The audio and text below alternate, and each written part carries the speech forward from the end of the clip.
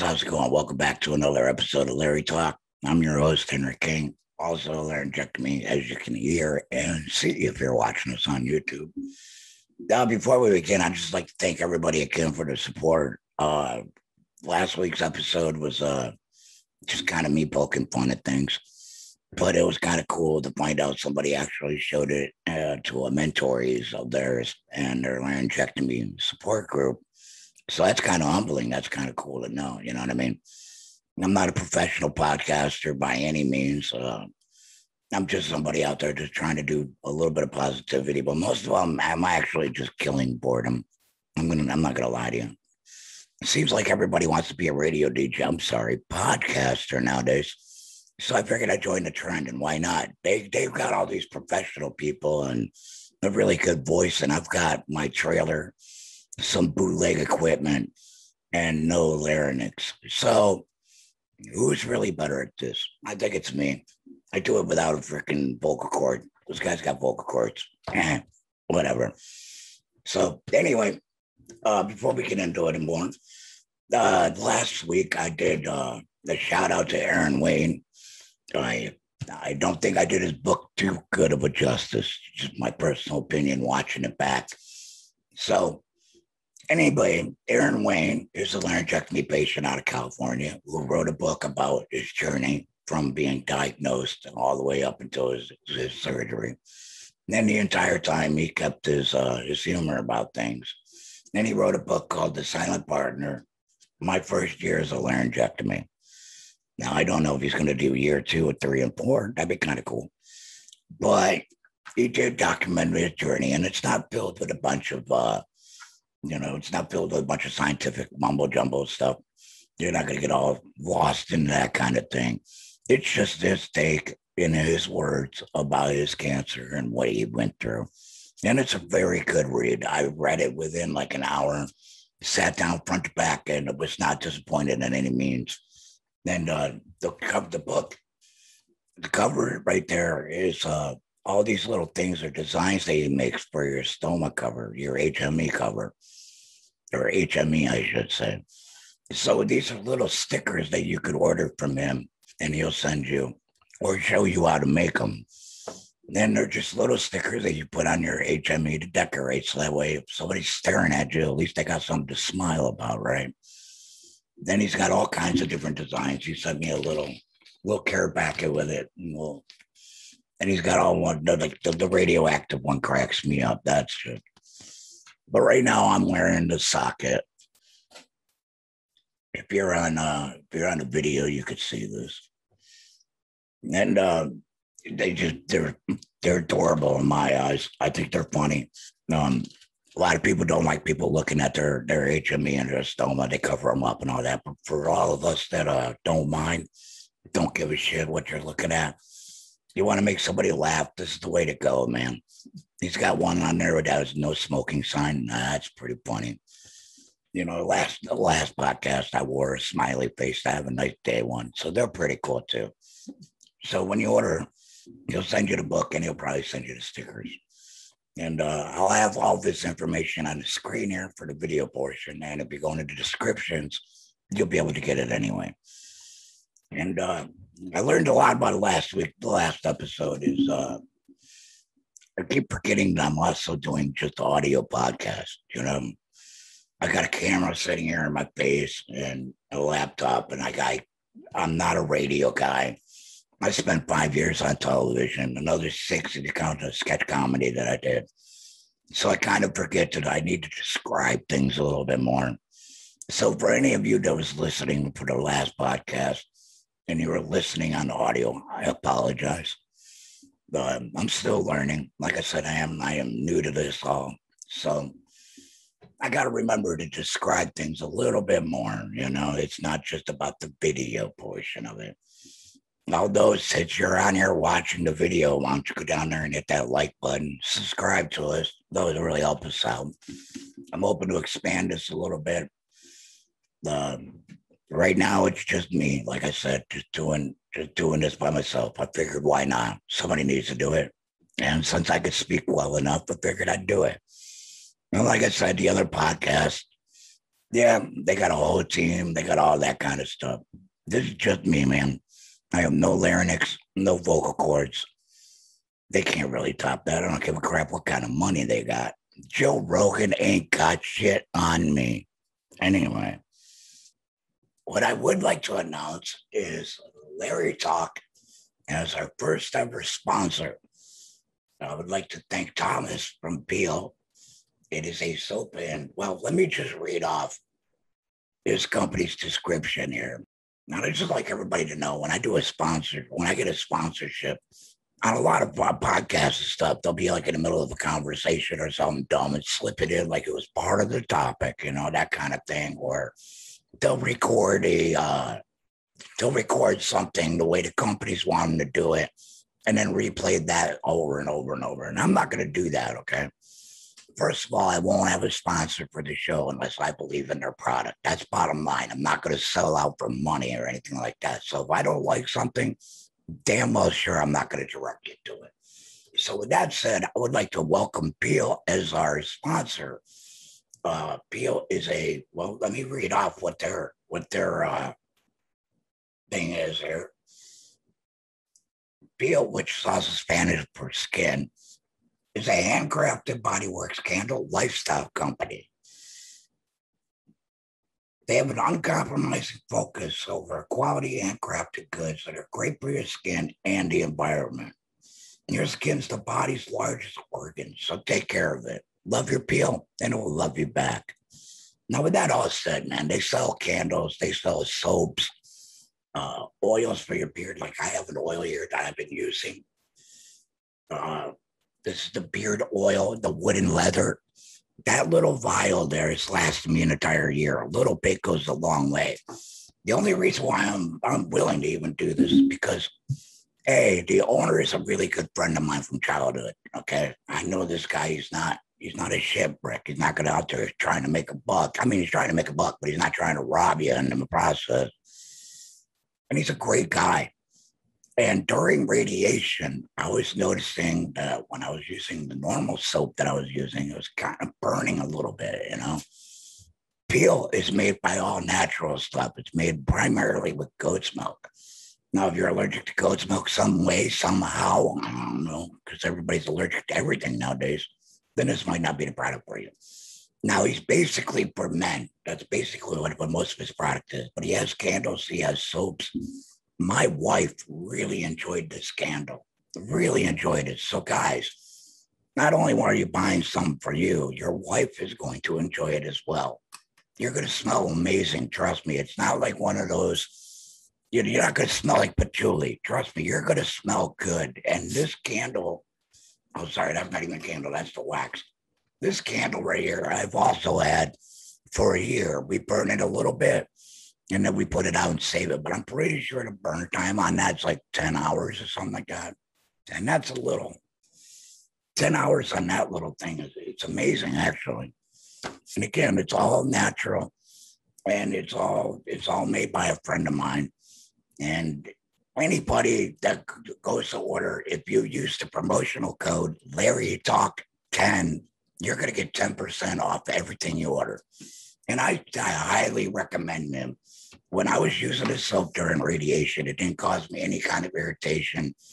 It was really nice. It smelled good. It felt good on the skin. It didn't leave that residue that like a lot of soaps that you buy do. It's a great product. I really, really am happy that we are working together. He's trying to help me get the name out for Lary Talk, and I'm helping him trying to get the name out for Peel. We're doing something to help each other out. And that's what it's supposed to be. Spread some positivity and help each other. So Thomas, I'd like to thank you for being our sponsor. I love you, brother. And please go check out the products for Peel. All right. Now let's get into this conversation here, shall we? So this week's episode is going to be about the history of cancer. Just a brief layman's terms. I'm not going to get all scientific on you.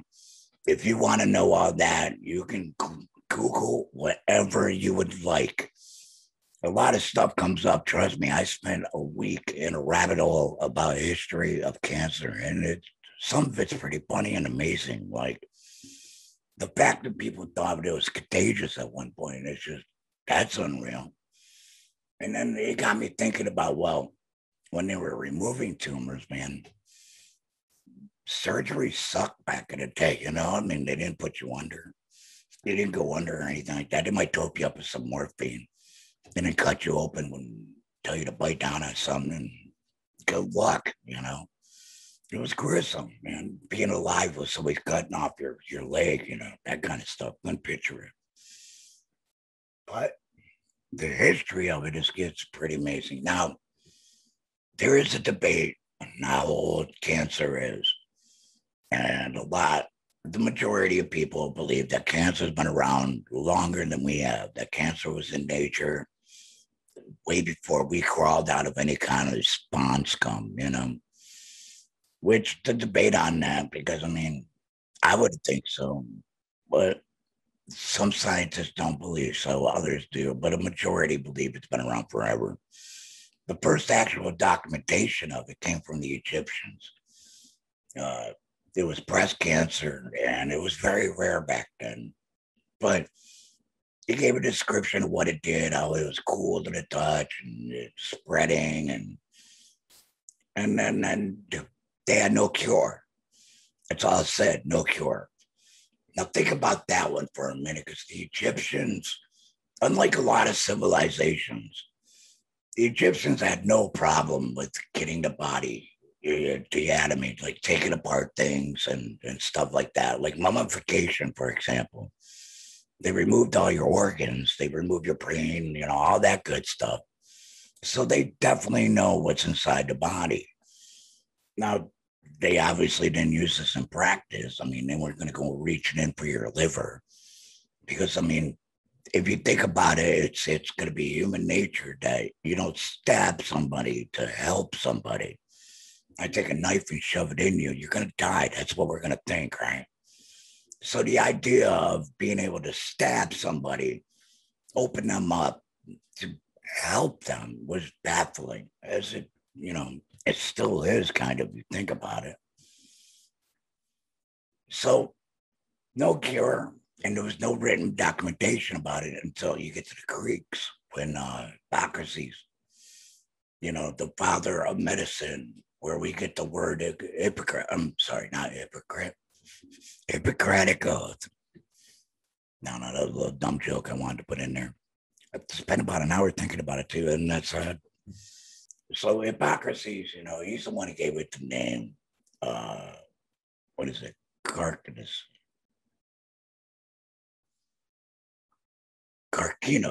There we go. Which is pretty much crab in Greek. You know, you notice that the tumor kind of resembled what a crab would look like when it's burying itself in the sand. And of course, somebody's going to try by with a lawnmower. Think about this one, man. It's been raining for freaking 40 days now, and this guy's out mowing. Anyway, so he comes to the conclusion about it. And again, there is no cure. Now, the Greeks, on the other hand, they are not anything like the Egyptians. Cutting open a body to the Greeks was a big freaking no-no. You didn't do all that. So how do you treat it? Well, back then they would probably bleed you, you know, cut you, bleed you out, leeches, that kind of thing. Make you drink some weird ass potion. I don't know, probably some crystals and essential oils. You know what I mean? So because of history, because of Hippocrates, it brings us along to this other physician named Galen, who used the onkus for the description of swelling, which is where we get the term oncology or oncologist, you know. So all this is known back in the Greek times. And again, no cure. They didn't really do anything to solve it for you. It was more of like, you know, let's see what these essential oils would do. Let's see what gut you will do. And if you look it up, man, a lot of it is just horrific. The ones they were able to move, the ones that are on the outside, you know, they burned off. And again, like I said earlier, think about the surgeries back then. They had to burn it off. There was no putting you out. There's no morphine. There's no numbing of the skin. They probably gave you some high-powered hallucinogenics or something, but that was about it. You're still feeling it. You're awake, and they would burn them off. And that's just insane to me to think about, man. Like, could you picture this awake? Like you're doing all this and you're awake, telling the doctor this hurts. No, man. Not but me. So this is pretty much the way it is. At one time, they believed that cancer during this time period was not only contagious, but a punishment from God. Much like the plague, that was a punishment from God and blah, blah, blah. Not the fact, wash your ass once in a while, get away from some rats, be all right. Quit shitting in the street. No, punishment from God. So for years, this is what this was. So for years, this is the way of the land. You know what I mean? Like this is how they treated cancer, dude. Nothing you can do about it. You got to pray it away, essential oils, stuff like that. Bleed it out, leeches, maggots, whatever they did, all those good things. All the stuff that don't work then, and it doesn't work now. I'm sorry, there is no rock crystal prayer on this earth. Sorry, just you gotta go with the science, man. Don't rely on some dumbass from like 2,000 years ago. There's a reason why they died at the age of 40. For Christ's sakes, man. They used to wash their clothes with piss. I mean, come on. Then again, some people might still be washing their clothes with piss. I wouldn't doubt that at all. For some reason. Fucking hippies. Anyway. It wasn't really until people started snatching bodies that cancer started actually getting an advancement. So we get to thank all those people out there digging up dead bodies in the 16th and 17th century and selling them illegally, sometimes legally, mostly illegally. And those doctors buying them and doing autopsies and learning from them. If it really wasn't for them, man, we wouldn't have got anywhere. Them dissecting bodies was the reason why we found what we did find, and how to treat them and if we can remove things or not, like your gallbladder. Fuck is that for anybody? Anybody know? So during this time period, all these different doctors got all these different theories about it. The one man thinks the breast, this guy, let's see, what's his name? Wilhelm Fabry. He believed the breast cancer was a blood clot in the mammary gland from the milk. Another Dutch professor, Francisco de whatever. I'll put the picture up. He believed that all the disease was the outcome of chemical processes, in the lymph fluid, and they cause cancer. And another person thought that it was a poison that slowly spread to the body. It was contagious. Again, all contagious.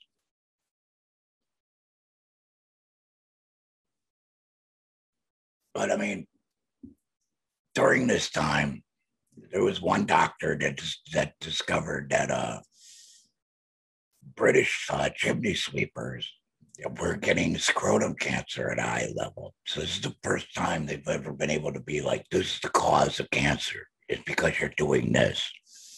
And really, I mean, think about that one back then. Anybody that knows history knows those are tiny people who are usually children.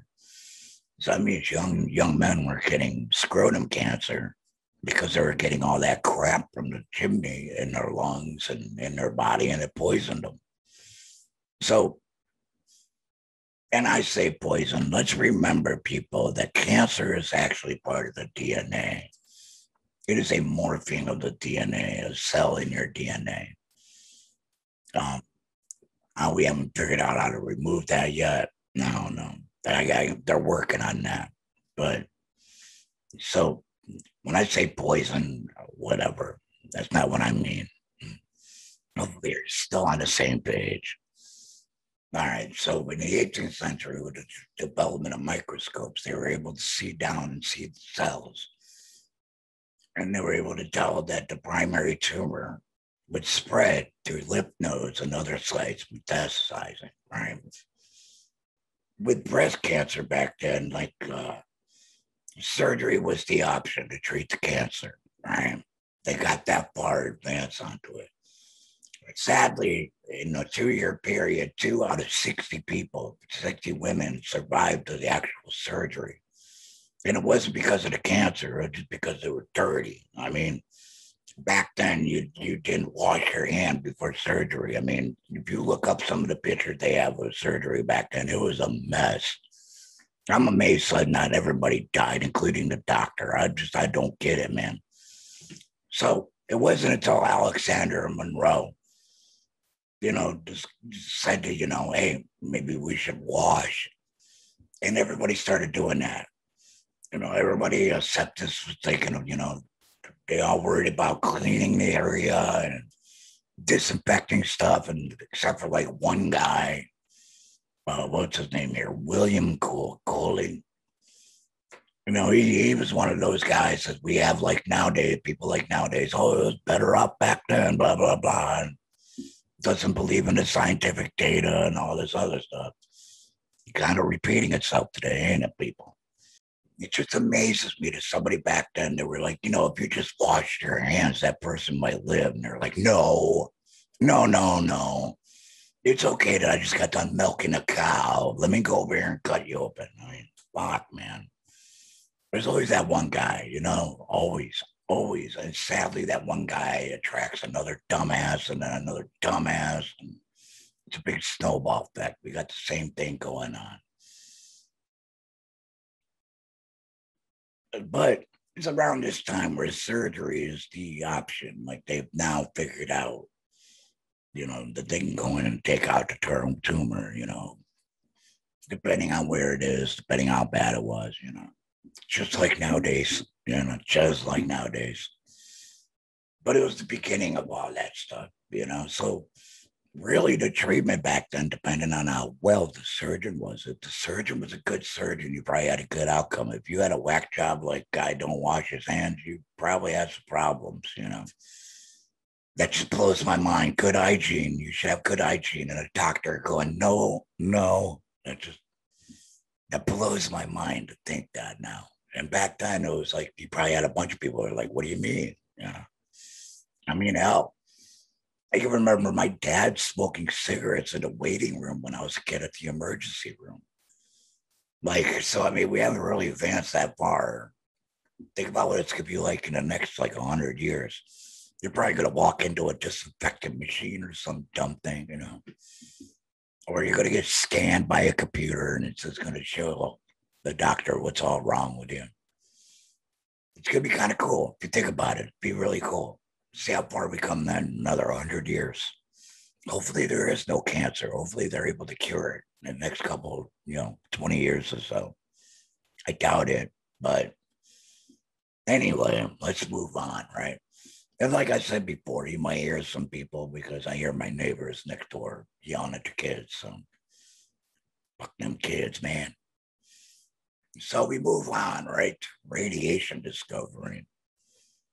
Now, radiation is a really, really tricky subject, man. There's all kinds of different radiation. You got your gamma rays and all that. And I can literally spend an entire podcast talking about just radiation. I literally watched a video that was an hour and a half long about radiation, and he didn't even cover all the topics. So what we're really going to be focusing on is the X-ray part of it. So in 1895, right, you got a guy named Wilhelm Röntgen, whatever. Okay, he discovered the existence of X-rays on accident, really. And it had to have freaked him the fuck out, right? He's seen his whole body, his entire skeleton, when the flash of light happened. Now, how freaky would you be if you were just sitting there doing some kind of experiment and all of a sudden you see your entire skeleton? It must have been scary. But he didn't have any idea how he did it. He had no idea about the mechanism. And that's the reason why he named it X-ray. In science terms, when you come up with something, the mathematics that you don't understand or whatever, they give it X. So X-rays. I mean, if you think about it, I would have called it holy shit ray, but Anyway, so experimenting with this going on, this guy was so nice that he did not take the patent. And I believe he was the first scientist to be awarded a Nobel Prize in physics, which is pretty amazing for back then. And he didn't take a patent, so that way everybody could benefit from it. I wish more would do that, you know? You come up with a product that everybody can benefit, it can benefit society. And instead of doing that, they're like, oh, $600.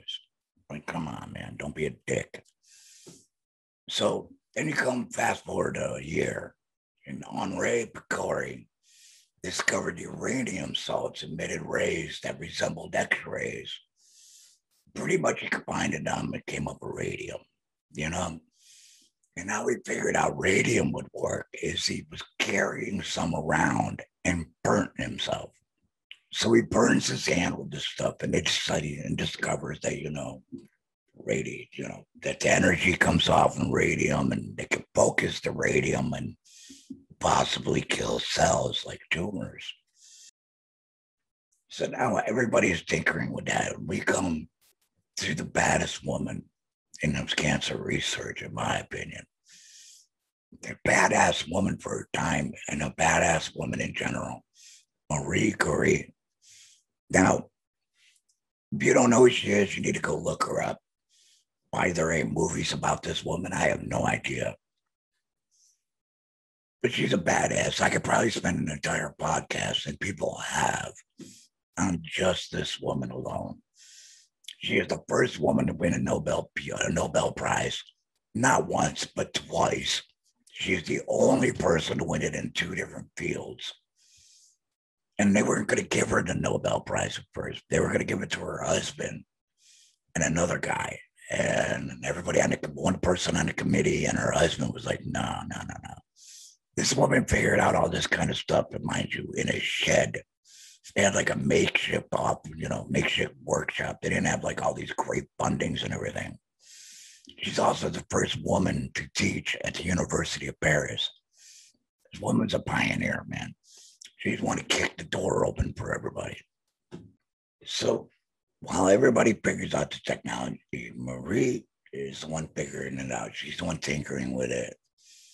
She's the one who figures out all this stuff. Although to give her and her husband the credit, she's really the one that did all the work. Man, she's a really amazing woman.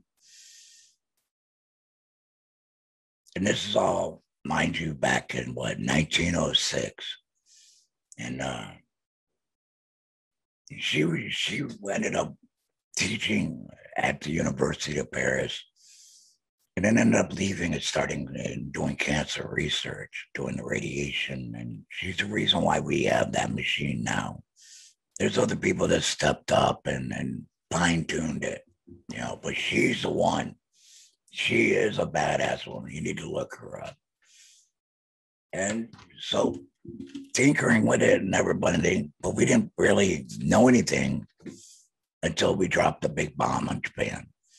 World War I and World War II is where a lot of the cancer research for nowadays actually kicks up a notch. And it doesn't happen the way you would think it would happen. So we drop a bomb on Japan, and we learn a lot about that. The Japanese actually learned a lot and told us about it. And that's how you get the radiation machine and radiation therapy now. Now, I'm skipping a lot of things here. Don't get me wrong. Do not do a book report on this, okay? Because I'm not giving you the right information. I'm giving you the right information, but I'm not giving you detailed information. And there's a lot of things I'm skipping because, well, you can do your own research if you want. This is just a podcast. I'm just discussing things, I guess is how you could say it. But like I was saying, a lot of things came out of the wars. Like, this brings us on to chemotherapy, right? This crap. World War I and World War II is where cancer research really steps up. And it's not anything like you would think it would be. So for example, chemo, right? We just talked about World War II. Finally, we figured out all the things about radiation, right? Cool. Chemo, on the other hand, is from World War I. Now, in World War I, the Germans were using mustard gas. Now, most of you know about mustard gas. I'm sure you did history back in the day. But if you don't remember, let me explain it. It would pretty much make it so you couldn't breathe. Your eyes would water and blacken, or not blacken, but start bloodying. It would burn your skin. Any exposed skin, it would burn you, and it would just kill you if you were exposed to it too long, the guys that did survive, I'm sure they didn't want to. So this killed thousands of people, man. Like, it was just, if you look up the history on that alone, it was just messed up. So of course, the United States and Britain and other allies were trying to come up with a way to combat it, an antidote, if you will. So in their studies, what they have found out, and again, they find this out because in World War II, the Germans are at it again, right? In 1926, however, they against the Geneva Convention to use mustard gas. Chemical warfare was banned, right? But it's the Germans. We don't know what's going to happen. We're afraid they're going to use it again. So what do? We made our own mustard gas. Seems reasonable. We don't pass the other, we don't turn the other cheek. We smack you in yours. So we have a boat that's over in Italy with the British, and Germany bombs it, and the boat goes down and has secret bombs of mustard gas in it. So 1,000 people get exposed to mustard gas. Now, of course, the US government and the British government covered this up. I mean, you don't want that getting out. We're the good guys, right? We're the good guys, right? Anyway, during this time, a guy was doing autopsies and was noticing, like, the first thing you got to know about what mustard gas does, it makes it so your bone marrow doesn't reproduce cells. It stops them from reproducing. This guy was noticing that it was making your lymph nodes and all that other stuff stop producing cells. So they used this information, and a couple of fucking brainiacs at Yale that came up with what was it called? Hydrogen? No. Should have done my homework, Henry. Nitrogen mustard. There you go. Nitrogen mustard. Because basically you can't use regular mustard gas in a lab. You'll fucking die. So they figured out a way to use nitrogen mustard. And with that, they've learned how to tweak it. They make it so that it would detect, using it to put in your bloodstream, and it'll attack the tumor cells, make it so they don't reproduce. And it worked. But here's the sad part about chemo, man. It doesn't just attack the tumor cells. It attacks every cell that reproduces. So any cell that's quickly to reproduce, it stops it from doing that, and eventually it'll die off. This is the reason why you lose your hair. It's the reason why you lose stomach lining and you start feeling nauseous. You get cotton mouth, all that good stuff, and feel fatigue and all that. It's the side effect. It's killing off everything that's quick to reproduce. While the other cells, on the other hand, have time to gradually, the ones that quickly reproduce, however, they die off. So it was a success if you think about it. I mean, it was a success either way, because look at us now. Now we have chemo. So during this time, after that, they did a bunch of different research. Like I said, they were tweaking the radiation. They were coming up with all kinds of different chemo. They were coming up with the pill form, different kinds that goes in your IV, that kind of good stuff, Coming to making a really good advancement into it too, might I add. But it wasn't until like 1965 where a guy was like, hey, how about we combine the two goddamn things? And that way we could defeat it in two fronts. And voila, now you have chemo and radiation as a treatment in most cases. I'm sure 90% of you that had a laryngectomy went through radiation and chemo. And both suck, especially when you're doing them at the same time. I had 3 doses of cisplatin, and the first 2 were okay. Most of my side effects were from the radiation. But that last dose they did, my God, man. I couldn't do anything. I slept all day. Like it was my wife was scared, man. Like it was really, really bad. So yeah, that's a harsh one. Chemo is a harsh one, but I'm glad I did it, you know. And luckily, they have tweaked the chemo enough that it doesn't really affect hair. Like I didn't lose any of my hair because of chemo. I lost hair down here, down below my jawline due to radiation. Had nothing to do with the chemo. So they have been able to tweak it. And different chemos are involved for different types of cancer. You know, you're not going to get the same chemo for breast cancer. Let's say you would like, liver cancer or, whatever else, testicular cancer or colon cancer. And also don't quote me on it. I think it depends on the doctor, what they want, what they go through, the company that pays them the best, maybe. Not sure about that, but it makes sense. After all this, 1971 comes around, right? Richard Nixon, not a crook, is now the president. And he decides we're going to go to war on cancer. And here's my question, man. Why is everything got to be a war on blah, blah, blah? War on drugs, war on teen pregnancies, a war on this. Can't we just say we're trying to cure some shit? I mean, does it always have to be a war? Why you got to go so dramatic on it, man? Like, and usually we suck at wars like that. Like war on drugs, we didn't win that bitch. Just call it something like the initiative to help something. I don't know, something, but war. Just take the war out of it. My God. But I digress. Here we are in 1971, and it's now the war on cancer. Richard Nixon signed into the National Cancer Act in 1971. Pretty much kicked the door open for his research and development. The initiation was actually to have cancer cured within 5 years. I mean, that's a big task to take on, cure it in 5 years.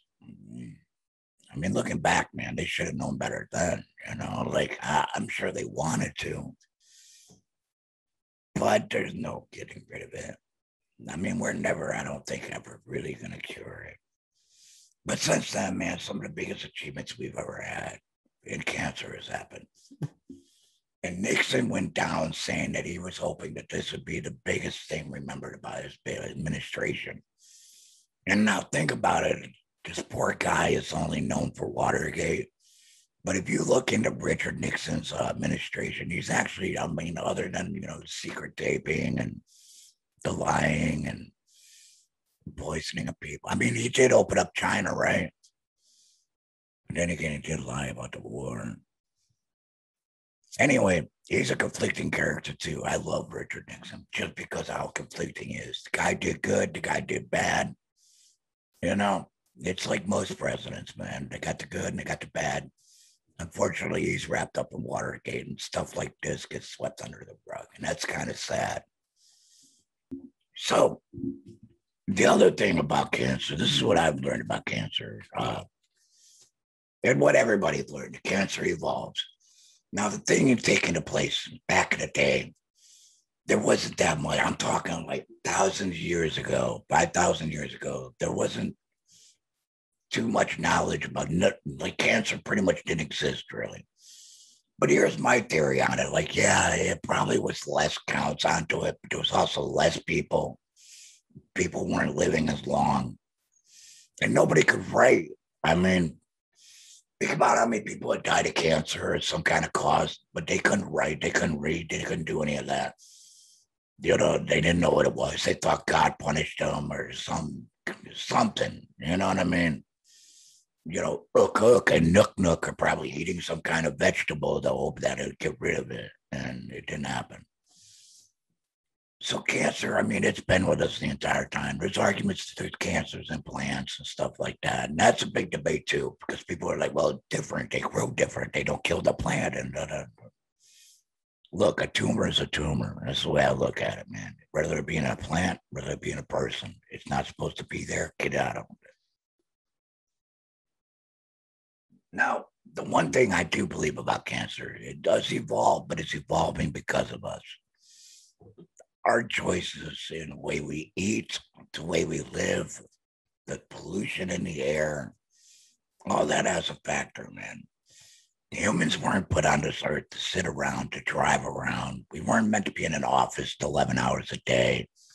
We weren't meant for this 9 to 5 grind that we're into now, that we all have to do. Like, we weren't meant for that, man. We're hunter and gatherers. We're meant to go run after our goddamn food and find something to eat. That's what our job was on this earth.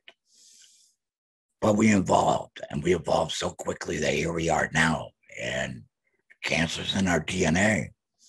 So, of course, cancer's going to evolve with us, as well as other diseases that we have. Heart disease that evolved with us. I'm sure there was heart disease back in the day. It probably wasn't as bad, though. Like I said, they're out there hunting their food. They're out there getting exercise. They're doing things. They're not staring at a screen for 9 hours a day with their little thumbs. They're out doing stuff. Think about how fit and healthy our grandparents was. Anybody my age, if you're 30 and younger, who knows? But anybody my age and older, man, the greatest generation, those guys are tough. And that's why, because they're the last generation of the real hunter and gatherers, you know.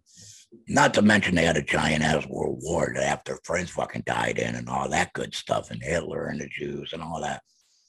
Despite all that, man, they're the last generation of real hunter and gatherers.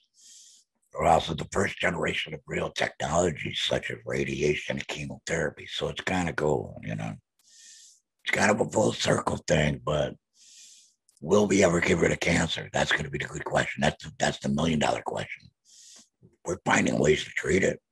We're finding other options on treating it. We're finding reasons why it could be caused, but we're never, I don't think, ever going to get rid of cancer unless we find out a way to remove it from our DNA and do it so for generations to come. And that's going to take a while, you know. I mean, you got to breed.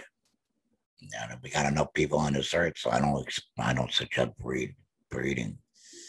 You know, or breathing. Yeah, just hold your breath for a while. Weed them out.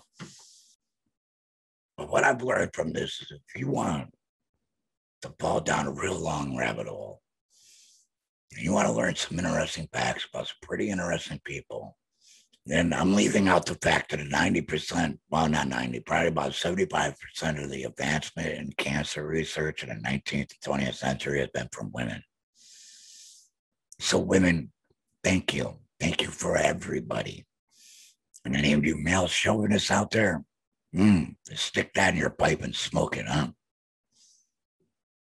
But if you ever want to go and learn some really cool stuff, man, I say go look up the history in cancer and see how things were treated back in the day.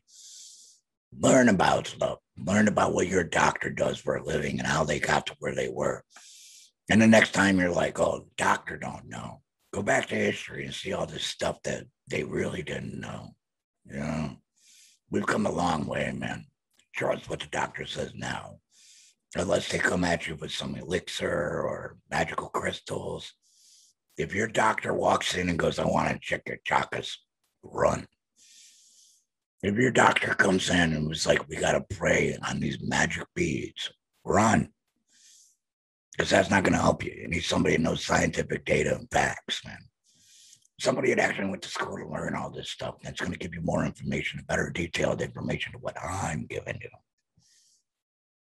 Like I said, man, I'm just an idiot. I'm just a moron here doing a podcast, having a good time, killing boredom, really. So, I mean, one of the fun things I think about with all of this is like, 100 years from now, or 1,000 years from now, if the earth is still around and if we're still alive, if the billionaire race doesn't pay off, doctors are going to look back at the way they treat cancer now and be like, what the hell are they doing, man? Why would they do that? You're going to do what? You're going to use what on somebody? Are you insane? Because I'm hopeful that in the future, it's more like Star Trek and less like now, That'd be great where they could just scan you and then cure you all at the same time. That'd be great. Lay you down on a bed and some robot does something for you. But until then, we're stuck with this crap. We're stuck with the radiation burns. We're stuck with the chemo sickness, the chemo fog. But you know what? In the end, I'm thankful for it because I'm here, I'm alive. I don't have cancer anymore. And that makes it kind of worth it, don't you think? So, like I said before, man, I gave you basically the layman, rundown, dumbed down version, real dumbed down version of the history of cancer. I do recommend everybody go and look up and see the progress that we've actually made on this. So the next time when you're like, that doctor's a fucking idiot, they don't know what they're talking about, you can look back and be like, well, at least I'm not getting it burned off and a hallucinogenic put into me. At least they're not praying over me and thinking it's just a punishment from God. At least they're not avoiding me like it's the plague. At least I'm able to be healed. So remember, next time you think a doctor's a dumbass, check to see where you are by looking how far we've gotten. All right. So with that said, I think I'm going to end this one. Not that long, just the way you guys like it. And until next time, take care of each other and yourself. And until then, have a good one.